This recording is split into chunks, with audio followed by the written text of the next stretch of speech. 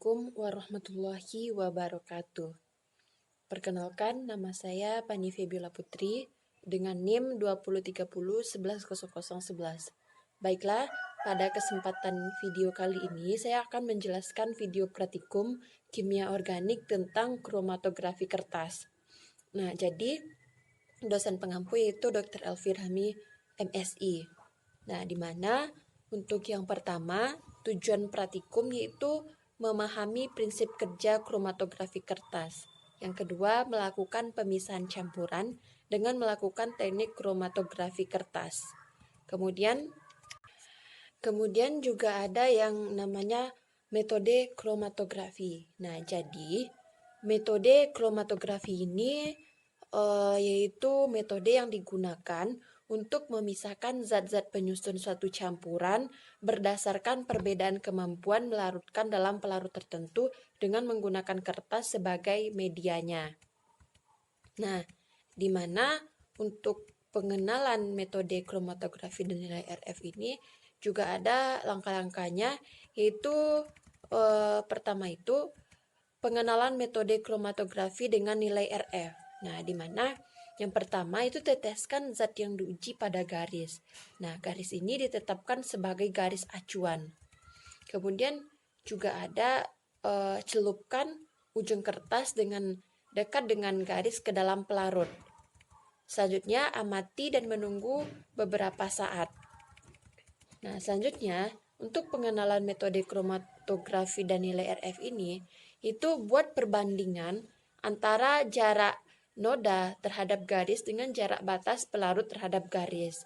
Di mana untuk perbandingannya kita menggunakan rumus itu jarak tempuh zat itu atau jarak tempuh pelarut. Nah, di mana kemudian untuk nilai RF itu bukan merupakan konstanta fisika. Nilai ini tergantung pada beberapa faktor: jenis kertas, ketebalan kertas, jenis pelarut, suhu, dan banyaknya tetesan. Nah, di mana untuk RF kan tadi jarak tempuh zat dibagi jarak tempuh pelarut, di mana untuk catatan itu jenis kertas yang digunakan adalah kertas TCL atau thin layer chromatography. Nah, atau kertas filter. Nah, sedangkan pelarut yang digunakan adalah jenis pelarut nonpolar. Contohnya yaitu ada butanol atau sejenis dengan alkohol. Nah, kemudian ada identifikasi jenis pewarna dalam campuran. Apabila dua zat atau pewarna berbeda itu dicampurkan, nah, apakah nilai RF itu masing-masing pewarna tersebut masih bisa terbaca? Nah, untuk mengetahuinya, kita juga lakukan langkah-langkah seperti berikut. Nah, di mana yang pertama itu kita teteskan campuran pada kertas. Kemudian yang kedua, yaitu amati apa yang terjadi.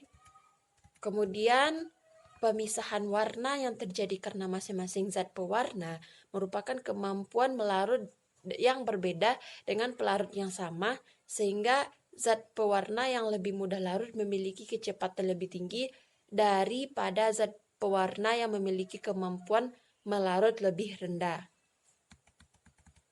Selanjutnya juga ada pada akhirnya kita dapatkan dua jenis zat pewarna yang terpisah sehingga nilai RF masing-masing pewarna bisa dihitung. Nah, selanjutnya ternyata selama percobaan pada kondisi yang sama, nilai RF masing-masing zat pelarut campurannya masih tetap sama dengan nilai RF zat murninya. Kemudian, oleh karena itu, metode ini digunakan untuk identifikasi zat pewarna, penyusun, campuran dengan membandingkan nilai RF yang dimiliki masing-masing pewarna. Nah, di mana untuk contohnya di sini ada contohnya zat C, zat D, atau kemudian zat C ditambahkan dengan zat D. Nah, maka untuk RC atau XC per Y itu 3/4 cm per 4 cm. Nah, maka hasilnya 0,75. Kemudian untuk RD atau XD per Y, nah itu 1 cm per 4 cm, maka didapatkan hasil 0,25. Nah, contohnya seperti itu. Kemudian untuk landasan teori selanjutnya yaitu ada jenis-jenis kromatografi. Nah, untuk jenis-jenis kromatografi ini yaitu ada kromatografi kertas. Nah, jadi untuk kromatografi kertas ini yaitu merupakan kromatografi yang paling sederhana. Nah, merupakan kromatografi partisi dengan menggunakan kertas selulosa. Nah, yang menyebabkan pemisahan pada campuran solid adalah partisi antara dua fase yang tidak saling bercampur. Kemudian untuk fase stasioner atau fase diam berupa air yang terserap di dalam serat selulosa pada kertas. Nah, kemudian fasenya gerak berupa pelarut organik. Nah, itu untuk tadi jenis kromatografi pada kertas. Kemudian pada kertas ini, nah bahan umumnya itu yang dipisahkan dengan metode ini adalah tinta, pewarna makanan, pewarna sintesis. Kemudian pelarut umum yang digunakan itu adalah pentana, propana, etanol, serta campuran pelarut organik dengan perbandingan tertentu. Nah, di mana contoh campuran eluen atau butanol itu etanol atau berbanding dengan amonia atau 3:1:1. Nah, kemudian juga ada retardation atau faktor atau RF. Nah, di mana yaitu RF-nya itu distance moved by solid dibagi dengan distance moved by solvent. Nah, itu atau sama dengan X per Y. Nah, untuk selanjutnya itu kromatografi lapis tipis. Nah, jadi di kromatografi lapis tipis ini itu KLT itu mengidentifikasi senyawa dengan menguji kemurnian senyawa. Nah, terdapat dua fase, di mana fase diam berupa lapisan tipis atau adsorben atau selik atau alumi pada lempeng atau kaca. Kemudian fase bergerak berupa cairan yang bergerak pada fase diam. Nah, kemudian juga ada yang nantinya KTL sangat sering digunakan untuk analisis senyawa karena metodenya yang cepat dengan bahan yang sedikit. Nah, di mana untuk komponen pada sampel yang terpisah berdasarkan beberapa banyak sampel diserap dengan fase diam atau versus berupa banyak sampel larutan pada fase gerak. Selanjutnya untuk KTL ini ada gambarnya seperti ini. Nah, kemudian ada nantinya setelah itu ada visualisasi noda. Nah, jadi di visualisasi noda ini yaitu noda yang tampak ditandai dengan pensi atau bila tidak nampak noda, taruh di bawah lampu UF atau tandai noda yang tampak dengan pensil. Selanjutnya itu ada visualisasi noda ini tadi ada iodin, UF light, P-anesil, bramogren. Nah, contohnya seperti tabel ini atau diagram ini. Nah, kemudian ada kromatografi kolom. Nah, jadi di kromatografi kolom ini yaitu suatu metode isolasi, suatu metode isolasi senyawa atau bahan atau sampel tertentu sehingga didapatkan jenis senyawa murni. Kemudian juga ada kromatografi kolom adalah teknik pemisahan dan pemurnian dari suatu campuran baik itu dalam fase cair maupun padat untuk menghasilkan senyawa yang diinginkan secara individu. Nah, kemudian untuk pemisahan dalam kromatografi kolom didasarkan pada perbedaan setiap senyawa yang ingin dipisahkan dengan media kromatografi kolom. Nah, jadi kromatografi kolom ini ia memiliki fase diam, fase gerak. Pada umumnya fase diam dan fase gerak ini disebut berdasarkan kepolarannya, di mana keduanya ini cenderung berlawanan seperti fase diam yang bersifat polar dan fase gerak dan cenderung lebih nonpolar. Nah, kemudian juga ada alatnya itu kolom yang terbuat dari gelas atau kaca yang ditempatkan secara vertikal sehingga zat dapat turun secara perlahan dengan bantuan gravitasi. Kemudian pada kolom juga dilengkapi dengan keran yang berfungsi untuk mengalirkan fase gerak atau eluen sehingga dapat ditampung menggunakan wadah seperti flakon. Nah, kemudian kelemahan dari kromatografi kolom ini yaitu membutuhkan waktu yang cukup lama pada prosesnya karena kita perlu melakukan elusi secara bertahap sehingga semua fase gerak yang digunakan habis dan ditampung dalam waktu yang berbeda. Nah, kemudian juga ada cara penggunaan kromatografi kolom. Nah, cara penggunaan kromatografi kolom ini, sampel yang dilarutkan dalam sedikit pelarut dituangkan melalui fase kolom dan dibiarkan mengalir ke dalam absorpsi atau bahan penyedap.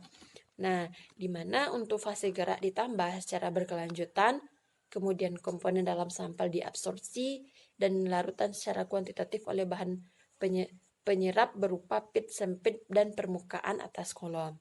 Nah, kemudian juga dengan penambahan pelarut secara terus-menerus, masing-masing komponen akan bergerak turun melalui kolom dan berbentuk pipa setiap zona dengan macam komponen.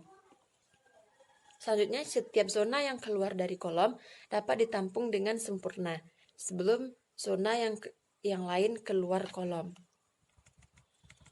Nah, itulah mungkin untuk kromatografi kolom. Selanjutnya, kita itu ada faktor-faktor yang berpengaruh pada kolom.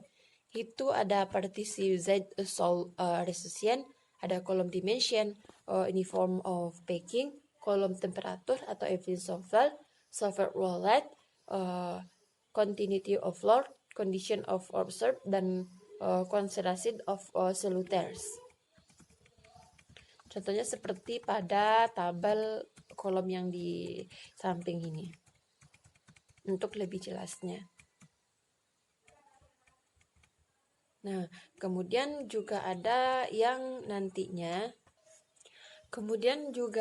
yang penggunaan tadi kan sudah dijelaskan, yaitu tentang cara penggunaan kromatografi kolom.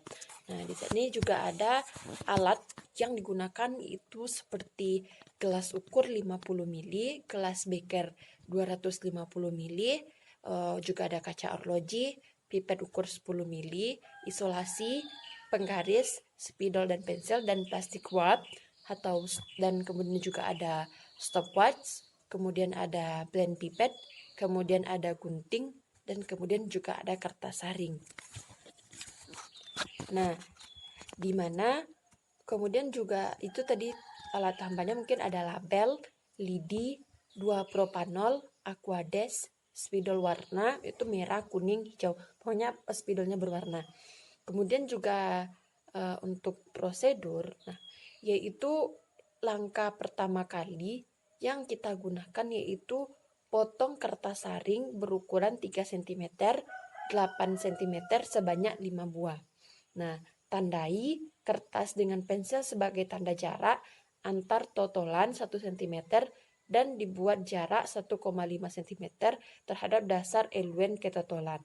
Kemudian digunting pada kertas saring. Nah, langkah yang keempat itu sisipkan isolasi ditempel pada kertas. Yang langkah kelima yaitu kita totolkan 2 tinta. Tadi yang keempat itu sisipkan isolasi, yang selanjutnya itu totolkan 2 tinta berbeda pada warna masing-masing kertas dengan jarak 1 cm. Nah, kemudian tinta hitam kiri dan tinta biru ke kanan. Nah, lalu ditempel ke lidi sehingga penyangga kertas digunakan menyangga agar kertas tegak lurus terhadap eluen. Siapkan larutan isopropanol air, itu perbandingan 10:0 dalam 10 mili. Kemudian dimasukkan 10 mili isopropanol atau eluen. Yang selanjutnya itu kita sisipkan kertas yang ditotol dengan tinta. Selanjutnya masukkan kertas yang ditotol dengan tinta. kemudian tutup dengan gelas arloji. Nah, selanjutnya itu langkah yang ke-13, kita dihidupkan stopwatch ketika eluen berada pada garis totalan. Dimulai dengan proses kromatografi. Nah, kemudian mulai terjadi pemisahan warna pada tinta hitam dan biru. Nah, peristiwa ini terjadi pemisahan pigmen warna berdasarkan kepolarannya. Terdapat kuluen, semakin cepat suatu pemisahan, maka sifatnya relatif lebih sama kepolaran eluen tersebut. Nah, kemudian hentikan stopwatch ketika eluen berada pada garis batas atas. Catat dan waktu tempuh. Keluarkan kertas saring dengan bejana dan keringkan. Kemudian tandai dengan pensil jarak akhir keluen serta jarak DW dan tanda bercah pemisahan pada pemisahan kertas gelas serta serta ukur jaraknya atau DP. Nah, kemudian yang ke langkah selanjutnya, hitung RF atau reduction factor pada pemisahan warna tersebut, perbandingan eluen tersebut. Kemudian yang ke-20 yaitu hitung RF atau reduction factor pada pemisahan warna terhadap pemisahan eluen tersebut. Nah, jadi RF itu sama dengan DW per DP. Nah, jadi itulah untuk itu. Jadi untuk kesimpulannya, kromatografi kertas dapat menguraikan warna-warna menjadi komponen-komponen warna penyusunnya. Setiap warna memiliki daya serap pada kertas yang berbeda-beda. Nah, mungkin itulah pembahasan video mengenai praktikum kromatografi kertas. Sekian, terima kasih. Assalamualaikum warahmatullahi wabarakatuh.